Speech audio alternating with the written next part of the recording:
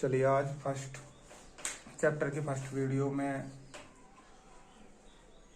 आज शुरू करते हैं कुछ फॉर्मूले। सबसे पहले मैं आपको बताना चाहूँगा जातीय मान के बारे में। जातीय मान,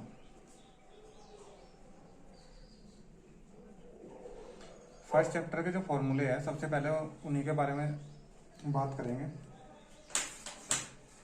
थोड़ा फास्ट देखेंगे। जातीय मान के बारे में अगर बात करें तो अगर मैं एग्जाम्पल के बारे में बात करूं और एग्जाम्पल हो किसी भी संख्या का,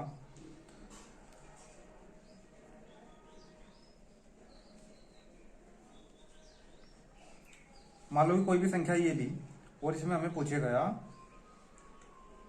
3 का जातीय मान बताओ। कुछ एग्जाम्पल मैं बुक के ही लूंगा, उससे कोई दिक्कत नहीं है क्योंकि समझ में आना चाहिए क्वेश्चन। जातीय मान के बारे में अगर किसी भी संख्या का जातीय मान के बारे में बात करेगा तो जिस भी संख्या का जातीय मान पूछेगा तो वो ही उसका आंसर होगा, यानी कि 3 का जातीय मान 3 ही होगा।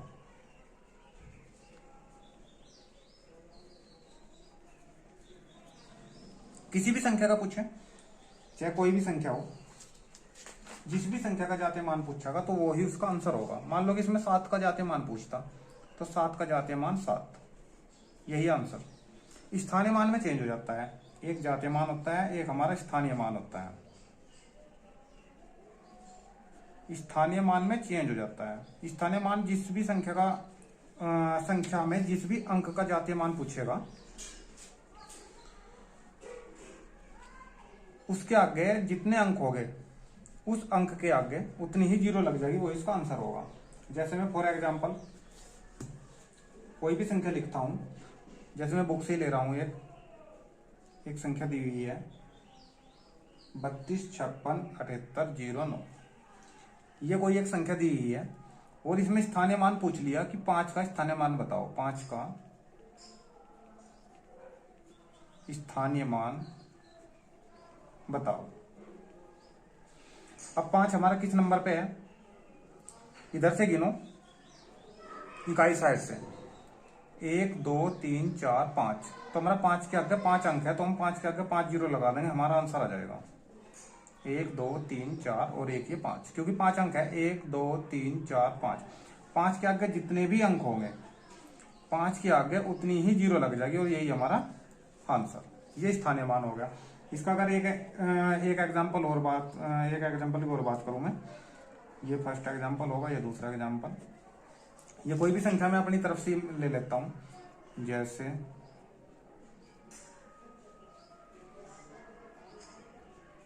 ये हमने कोई संख्या ली और इसमें पूछ लिया कि 9 का स्थानीय मान बताओ। अब 9 का स्थानीय मान, अब 9 हमारा ये है यहाँ पे, अब 9 लिखो। 9 के आगे जितने भी अंक दिए हुए हैं 1 2 3, 1 2 3, तो 9 के आगे उतनी ही जीरो लगा दो, ये 9000 हमारा आंसर हो गया। यानी कि कुल मिलाकर बात यह है कि जिस भी संख्या का जातीय मान पूछेगा तो जातीय मान सेम वो ही संख्या होगी जिसका भी पूछेगा। 1 का पूछे तो 1, 2 का पूछे 2, 3 का पूछे 3, 4 का पूछे 4, तो वही संख्या जातीय मान होगी। लेकिन स्थानीय मान जिस भी संख्या का पूछेगा उसके आगे जितने भी अंक दिए हुए होंगे उस अंक के आगे उतनी ही जीरो लग जाएगी जितने अंक उसके आगे दिए हुए होंगे, वही हमारा आंसर हो जाएगा। जैसे 9 के आगे 3 अंक थे तो 3 ही जीरो हमने 9 के आगे लगा दी, तो ये जातीय मान स्थानीय मान के बारे में हो गया। अब मैं आपसे बात करता हूं डिवाइडेड के बारे में। जैसे कि कौन सी संख्या किस संख्या से कौन सी संख्या विभक्त होगी। जैसे 2, अब कोई भी संख्या का लिखी हुई हो कि हमें ये पूछे कि 2 से कटेगी या नहीं कटेगी, 3 से कटेगी नहीं कटेगी, 4 से कटेगी नहीं कटेगी, तो ऐसे ही हम देखेंगे यहाँ पे 11 तक। 2 से कौन कौन सी संख्या कट जाएगी, जिनके लास्ट में यानी कि इकाई का अंक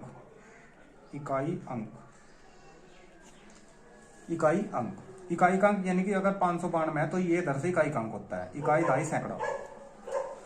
तो जिनके लास्ट में इकाई का अंक जो है वो सम संख्या होगी, सम संख्या, या फिर 0 हो, शून्य। जैसे एग्जाम्पल ये लिख दिया। अब लास्ट में सम संख्या है हमारा 8, तो ये 2 से डिवाइड पूरी संख्या हो जाएगी। यानी कि डायरेक्ट किसी भी संख्या को देखना कि वो 2 से कटेगी नहीं कटेगी। यानी कि लास्ट में 0, 2, 4, 6, 8 ये इनमें से कोई सी भी संख्या हो, इनमें से कोई सा भी अंक अगर किसी संख्या के लास्ट में होगा तो पूरी संख्या 2 से डिवाइड हो जाएगी। अब 3 की बात करें, 3 से कौन कौन सी संख्या डिवाइड होगी? 3 से वे संख्या डिवाइड होगी जिनके अंकों का योग 3 से डिवाइड हो जाएगा। यानी कि अगर मैं कोई भी संख्या लिखता हूं, यही संख्या लिख लू एक में, देखो इसके अंकों को जोड़ो, 9, 5, 14, हर 2 16, 17, 23, 24 और ये हमारा हो गया 32। अब 32 के अंकों को अगर हम 32 को अगर हम 3 से डिवाइड करें तो ये नहीं होगा, तो हम लिख देते हैं कि ये संख्या 3 से डिवाइड नहीं होगी। ये संख्या 3 से विभक्त नहीं होगी, 3 से डिवाइड नहीं होगी। लेकिन अगर यही संख्या मैं दोबारा रिपीट कर दूं और इनका अंकों का योग जो 32 आ रहा था, इस अंकों को योग को मैं 32 की जगह 33 कर दूं, यानी कि इसके अंदर एक अंक और लगा दूं, तो अब इसके अंकों का योग कितना होगा? ये सारे जोड़ के जब हम देखेंगे, अब इसका अंकों का योग हो जाएगा 33। अब 33 हमें पता है कि 3 से 33 डिवाइड है, तो हम लिख देंगे कि ये पूरी संख्या 3 से डिवाइड हो जाएगी। शॉर्ट में देखने का यही तरीका है। कोई सा भी एग्जाम्पल अगर हो, और एक एग्जाम्पल और देख लो यहाँ पे, जैसे मैं बुक से लेता हूँ एक एग्जाम्पल 96, 34, 21। अब इसके अंकों को जोड़ो, 9 + 6 + 3 + 4 + 2 + 1, 15, 8, 3, 18, 22, 24 और 1, ये हो गया हमारा 25। तो 25 है तो 3 से डिवाइड नहीं होगी। 25 की जगह मैं 27 कर दूं, इसी संख्या को 27 कर दूं। इधर देखो यहाँ पे 96, 34 और 21, इसके अंकों का योग कितना आता? 25। अगर मैं इसमें 2 और बढ़ा दूं लास्ट में, तो अब इसके अंकों का योग कितना होगा? इसके अंकों का योग अब हो गया हमारे पास 27। अब 27 हमें पता कि 3 से डिवाइड है, तो पूरी संख्या 3 से डिवाइड हो जाएगी। ये वहां पे काम आएंगे कि क्वेश्चन में बड़ी संख्या दी हुई है और ये पूछ ले कि ये संख्या किससे डिवाइड होगी, तो फिर यहाँ पे हम आंसर देंगे कि जो नियम मैं बताऊंगा, 2 से 3 से 4 से 5 से 6 से 7 से 8 से, यानी कि मैं 11 तक नियम बताने वाला हूँ आपको। तो 11 तक देखने का यही एक शॉर्ट फॉर्मूला है कि हम पता कर सकते हैं कि कौन सी संख्या किस संख्या से डिवाइड होगी, किस अंक से डिवाइड होगी। ठीक है, तो अगर स्क्रीनशॉट लेना चाहो तो स्क्रीनशॉट भी ले सकते हो।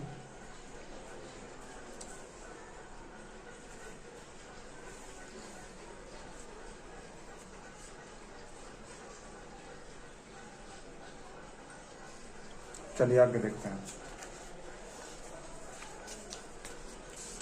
अब मैं यहाँ पे 4 की बात करता हूँ। देखिए 4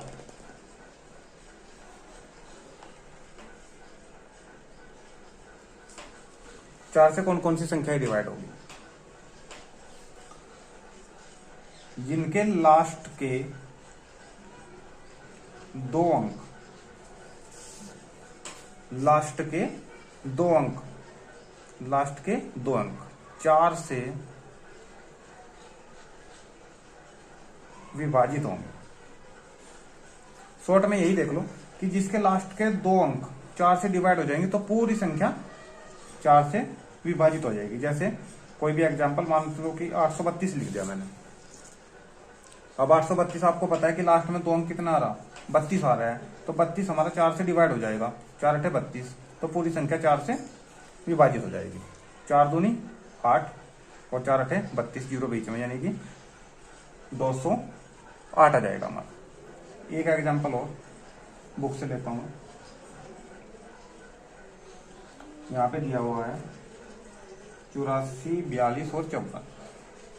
अब ये बताना है डायरेक्ट कि 4 से डिवाइड हो जाएगी संख्या, नहीं। वैसे तो अगर हम लॉन्ग में देखेंगे तो 4 से पहले 8 को, फिर 4 को, 4 को, फिर 25, जो भी 0 उतारी, ये करा वो करा। लेकिन अगर हमें डायरेक्ट पता करना है कि संख्या 4 से डिवाइड होगी या नहीं होगी, तो हमें लास्ट के 2 अंक देखने हैं। 54। अब 54 4 से डिवाइड नहीं होगा, लेकिन अगर यही संख्या मैं रिपीट कर दूं दोबारा और इस 54 की जगह मैं यहाँ पे 64 कर दूं, तो हमारा 64, 4 एकम 4 और 4 6 24, तो हमारा 64 4 से डिवाइड है। तो इसका मतलब क्या हो कि पूरी संख्या 4 से डिवाइड हो जाएगी। हमें पूरी संख्या करने की जरूरत नहीं है, 4 में हम लास्ट के 2 अंक देखेंगे। अब शुरू से देख लो, जो 2 से डिवाइड होगी तो लास्ट में 0 2 4 6 8 होना चाहिए। 3 से डिवाइड होगी तो अंकों का योग 3 से डिवाइड होना चाहिए। और जो 4 से होगी तो लास्ट के 2 अंक 4 से कटने चाहिए, तो पूरी संख्या 4 से डिवाइड हो जाएगी। अब जल्दी जल्दी से अगर 5 की बात करें तो 5 से वे संख्या डिवाइड होगी जिनके लास्ट में 0 या 5, बस 0 या 5, जिनके लास्ट में 0 या 5 होगी तो वो ही संख्या 5 से डिवाइड होगी। फॉर एग्जाम्पल, जैसे बुक से ही ले रहा हूं 86 735 और दूसरा दे रखा है 68 730। तो लास्ट में देखना है हमें 5 आ रहा है, लास्ट में देखना है हमें 0 आ रही है, और हमें यही चाहिए। लास्ट में अगर 5 आ रहा है तो 5 से डिवाइड, और लास्ट में अगर 0 आ रहा है तो 5 से डिवाइड। इसके अलावा अगर कोई भी संख्या लास्ट में आएगी, मान लीजिए 86 1 आ गया तो नहीं होगी 5 से डिवाइड। कुछ भी लिख दो, अगर 5 और 0 लास्ट में नहीं है तो 5 से डिवाइड नहीं होगी। 6। अब 6 के बारे में अगर मैं बात करूं, मैंने पीछे पढ़ा है 2 का और 3 का। अब 3 दूनी 6 होता है हमारा, तो जो संख्या 2 से डिवाइड होगी और 3 से डिवाइड होगी तो वो संख्या 6 से भी डिवाइड होगी। बात करूं मैं एग्जाम्पल, जैसे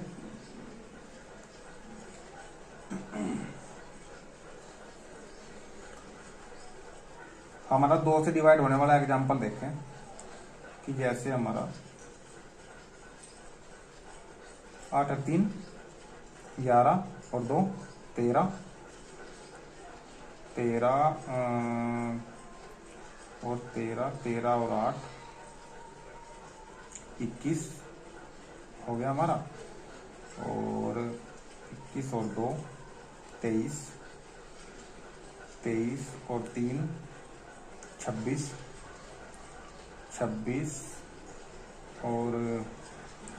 और 4 30। अब ये एग्जाम्पल ले लो, काफी बड़ी संख्या है।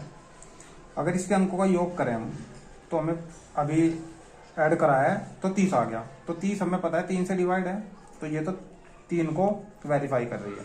अब 2 में पता है लास्ट में कि 0 2 4 6 8 2 4, अब यहाँ पे 4 आ रहा है तो ये 2 से भी डिवाइड हो रही है। तो जो संख्या 2 से और 3 से दोनों से डिवाइड होगी वो संख्या 6 से भी पूरी डिवाइड होगी। अगर आप इसे डिवाइड करके देखोगे तो ये संख्या 6 से भी पूरी डिवाइड होगी। इसमें ये कंफ्यूजन ये है कि अगर मान ले कि जो संख्या 2 से और 3 से दोनों से कटेगी तो वही 6 से कटेगी। लेकिन अगर ये कह दूं मैं कि एक संख्या ऐसी है कि 2 से तो कट रही है लेकिन 3 से नहीं कट रही, तो वो संख्या 6 से नहीं कटेगी। एक संख्या 2 से नहीं कट रही है, 3 से कट रही है, तो वो संख्या 6 से नहीं कटेगी। कहने का मतलब ये है कि संख्या जो है वो 2 से और 3 से दोनों से कटेगी तो ही 6 से कटेगी, नहीं तो नहीं कटेगी। ये हो गया हमारा 6 तक का। अब 6 के आगे मैं बात करता हूं कल आपसे नेक्स्ट वीडियो में।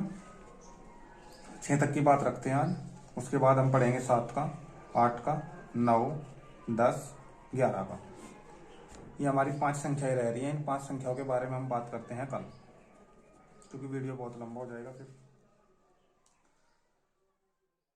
वीडियो अच्छा लगा है तो वीडियो को सब्सक्राइब, लाइक और शेयर जरूर कीजिए।